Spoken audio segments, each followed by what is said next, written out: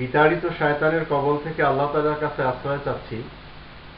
আমি বাংলাদেশি সেবা পার্টির পক্ষ থেকে আপনাদের সবাইকে জানাতে চাই, আসসালামু আলাইকুম ওয়া রাহমাতুল্লাহি ওয়া বারাকাতুহু। আল্লাহ তাআলার পক্ষ থেকে বরকত এবং রহমত আপনাদের সকলের উপরে নাজিল হোক, এটি আমার কামনা।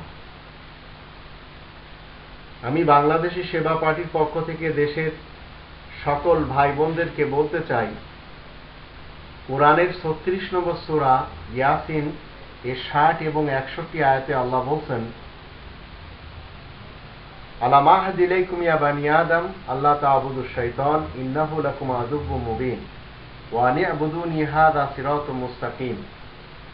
আমি কি তোমাদের সাথে এই অঙ্গীকার নিইনি, হে বানি আদম, যে তোমরা শয়তানের বন্দেগী করবে না, শয়তানের কোনো কথা শুনবে না, নিশ্চয় সে তোমাদের প্রকাশ্য শত্রু। আর এই কোরআনের পথটি হলো সত্য পথ, এটি আমার পথ, এটি সোজা পথ। আমি সরকারি আমলাদেরকে বলতে চাই, আপনারা নিজ নিজ পজিশনকে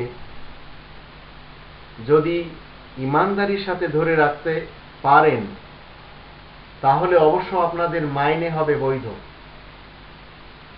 আর নিজ নিজ পজিশনে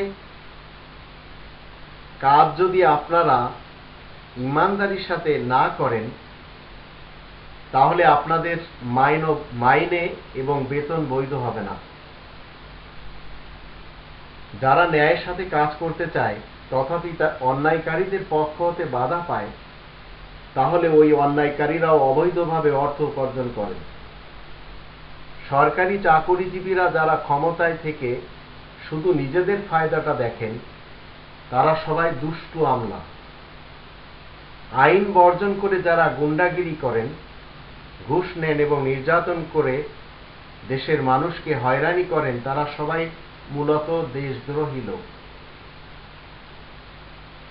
বাংলাদেশি সেবা পার্টি আপনাদেরকে বলতে চায়, যখন কোনো দেশের সেবকেরা দুর্নীতি করে এবং দুর্নীতি করে নাজায়েজ অর্থ নিজেদের জন্য অ্যাকাউন্টে ভরে রাখে, তখন ওই জাতি আর কখনো উঠতে পারে না। এটা আপনাদের মনে রাখতে হবে। বাংলাদেশের বেলায়ও এ যাবৎ তাই হয়ে আসছে।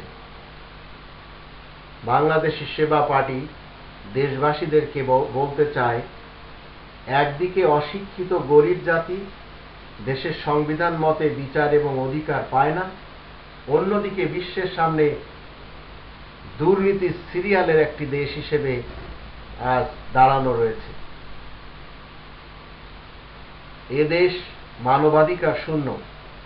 দেশের দুর্বল জনগণের আহাজারি এবং আর্তনাদ দিন দিনই বাড়ছে। বাংলাদেশি সেবা পার্টি তা কখনো পছন্দ করে না। কেউ কোনো ভিক্ষুক, বিধবা, এতিম, অনাথ, প্রতিবন্ধী এবং দুর্বলদের পাশে যেতেও রাজি না, এদের নিয়ে চিন্তা করতেও রাজি না। টুকাইরাও তো মানুষ, বস্তিতে যারা থাকে তারাও মানুষ, এদের অনেকেই ডাস্টবিন কুড়িয়ে খাচ্ছে।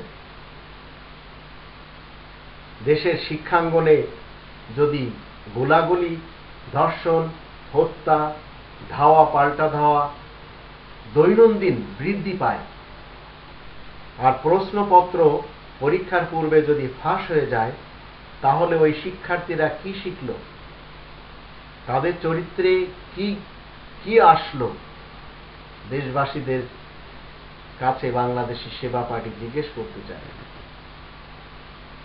ক্ষমতার দ্বন্দ্ব, একে অপরের সাথে সংঘাত, সংঘর্ষ এবং ইট পাটকেল আর পিস্তলের রাজনীতি যদি এদেশের বিদ্যালয়গুলিতে চলতে থাকে, তাহলে এদেশকে কেউ সোনার দেশ হিসেবে গড়তে পারবে না। কিন্তু বাংলাদেশি সেবা পার্টি আপনাদের সহযোগিতায় শক্তিশালী হয়ে এমন কর্মকাণ্ডগুলি তারা ইনশাআল্লাহ চিরকালের জন্য এই দেশ থেকে বিদায় দিতে পারবে, যদি আপনারা সহযোগিতা করেন আর আল্লাহ সহায় হন। আল্লাহ আমাদের সবারই আকাঙ্ক্ষাগুলি পুরা করুন, আর বাংলাদেশে চিরকাল শান্তি বিরাজ করুক, এটিই আল্লাহ তাআলার কাছে বাংলাদেশি সেবা পার্টির সকলের পক্ষ থেকে প্রার্থনা।